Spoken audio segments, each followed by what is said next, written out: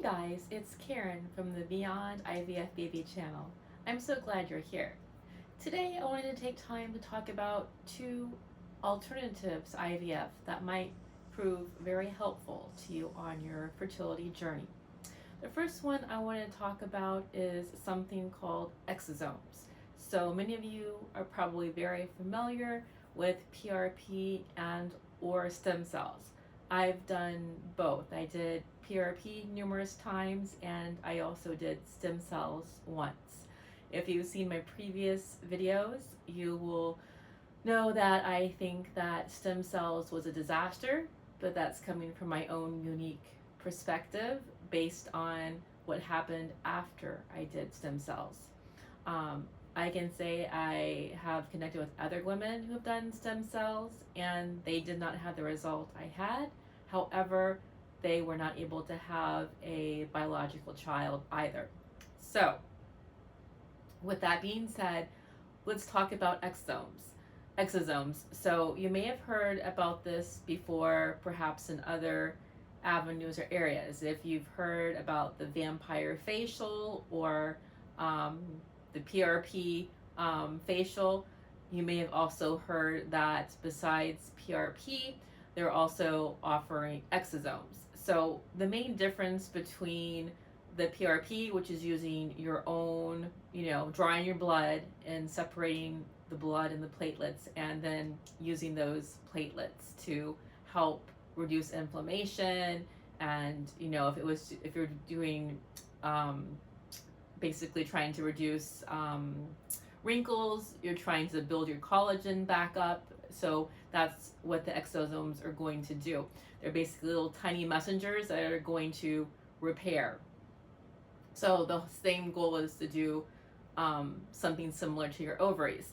So I noticed on the fertility forum Inspire that the chat has begun about using exosomes as a fertility alternative or a treatment in addition to IVF. So I think in that particular forum, it was cited a research article where there's been one successful pregnancy as a result of using the treatment. So maybe it helped, maybe it did not help, maybe, everything had aligned just right. So that couple is going to get pregnant regardless. We don't know for sure. So I would say from my own personal experience, don't get too excited about a few success stories. You want to see a bigger volume. But the bottom line is exosomes is in theory a stronger alternative treatment compared to PRP. However, the problem with it is this potentially where are the exosomes being sourced? Because it's not your exosomes that are being derived, it's coming from a laboratory. So you have to always be extra cautious and diligent if you are injecting something that's not natural to your body. For instance, PRP and stem cells, if you're using your own, the chance of something going wrong is very unusual. For instance, we take the example of PRP. You're using your own body products, basically your own blood, your own platelets. So you're not turning on or off anything really new to your body. You're not shocking your body or anything like that. Now, if you were going to use, and I don't know if you can even do this, but if you were going to use PRP, stem cells, or exosomes coming from somebody else, as in, let's just say, a human donor. We won't get into the nitty-gritty of how those are necessarily derived. But let's say you're getting it from what you would think is a healthy donor. Let's say it's a young 20-something. However, you may not know, nobody knows, that healthy 20-something now may have cancer down the line, like maybe when she turns 40 or 50, maybe she's going to have a breast cancer, maybe she's going to have ovarian cancer. We don't know these things, but you've injected, that particular, DNA, and now it's in your body. So there is that potential that you are going to turn on genes to eventually get or be more likely to get cancer. So you want to be very careful. You want to really research. You want to really understand exosomes before you give it a try, because it's not your own body product. It's coming from, a sourced, party from a laboratory and all this stuff. So you can't be 100% that, something could go wrong in the future, even if nothing seems to be a problem right now, and you have success and you have your baby and everything works out. You don't know 5-10 years from now what could happen. Kind of think of Dolly and when the whole cloning started. The Dolly, I guess you would say 2.0, actually had a very short lifespan, because everything that was, coming from Dolly 1.0 went directly to Dolly 2.0, and basically the lifespan was diminished tremendously. So you want to keep those things in mind. And of course, I understand your desperation to have a baby and try anything, but you want to be very careful that you understand what you're getting yourself into. A second alternative is something that I also read about, and I'm going to share the article. I'd love to hear what you think about it. It's basically a startup that is based out of New York, and they have this product called, I may be pronouncing it wrong, but it sounds like it's Fertilio. And basically, most of the women who have been trying it are in Latin America. So for whatever reason, they're not using American as clinical trial recipients. Probably there's red tape involved. So they are using or they're testing women in Latin America.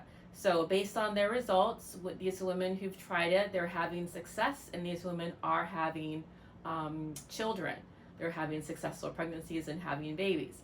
So what to keep in mind about this particular product or fertility alternative called Fertilio is that basically they are maturing your eggs outside your body. So instead of traditional IVF, they're doing something called IVM. So they're extracting the eggs, and they're doing things a little bit differently. So things are maturing outside, then the fertilization in the petri dish is going to happen, and eventually they're going to implant the embryo into you.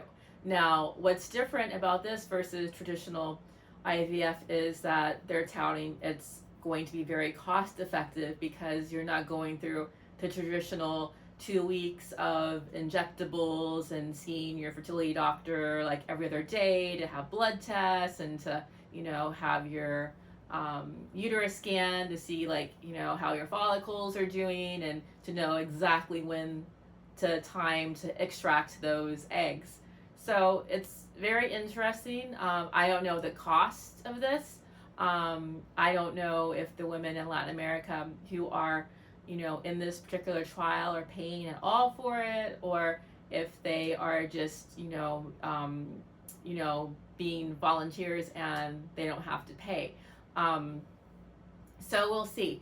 In terms of the two different options, IVM has been around for quite some time, I think since the 90s at least. However, it hasn't been as successful as traditional IVF, meaning the numbers haven't been as good. Now, what this particular startup based out of New York City has found is that their particular methodology is as successful as IVF, if not even a stronger success than just traditional IVF.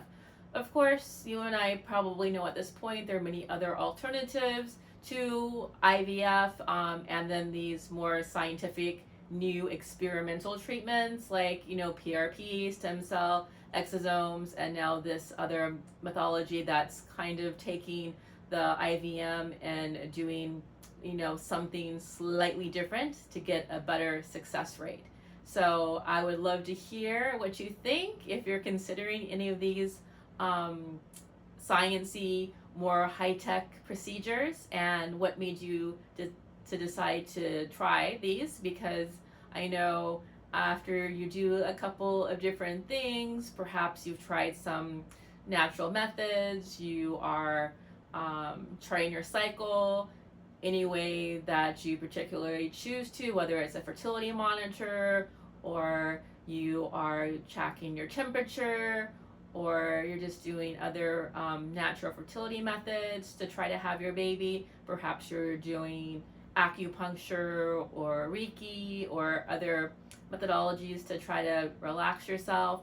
Maybe you're doing something like IUI. Maybe you've tried that before. Maybe you've done mini IVF. So there's so many different things you can try in the world of IVF before you consider other alternatives like adoption, donor eggs, donor embryos, and all these other things. So with all that being said, please share your comments, tell me what you think, and also make sure if you do try any of these alternative treatments that you're really careful with the particular doctors who you choose.